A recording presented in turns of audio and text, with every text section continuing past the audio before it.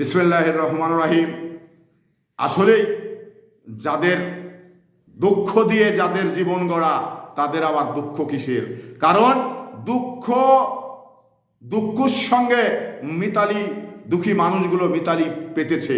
কারণ দুঃখ তাদের প্রতি মুহূর্ত তাদের সাথে বন্ধুত্ব করেই রাস্তা এবং দিন এগিয়ে যেতে হয়। তো এই জন্যে যা একটি কথা বলে যে দুঃখ দিয়ে যাদের জীবন গড়া, তারা দুঃখকে পরোয়া করে না, দুঃখকে ভয় করে না। কারণ এই দুঃখের যে জ্বালাগুলো, এগুলো দুঃখী মানুষ জানে, বুঝে। তো দুঃখী মানুষের জন্য এটা নতুন কিছু নয়। কারণ দুঃখ আসবে, তারা মোকাবেলা করবে, আবার চলে যাবে, এই হলো দুঃখের কাজ। কিন্তু দুঃখী মানুষগুলো এটা সহ্য করার ক্ষমতা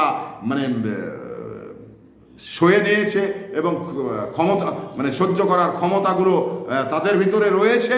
যার কারণে দুঃখ দেখে দুঃখী মানুষ যারা, তারা দুঃখ দেখে আর ভয় পান না, তা আর ভয় করেন না। কারণ দুঃখের সঙ্গে তারা মিতালি পেতেছে, দুঃখ তাদের পাশাপাশি রয়েছে এবং থাকেন।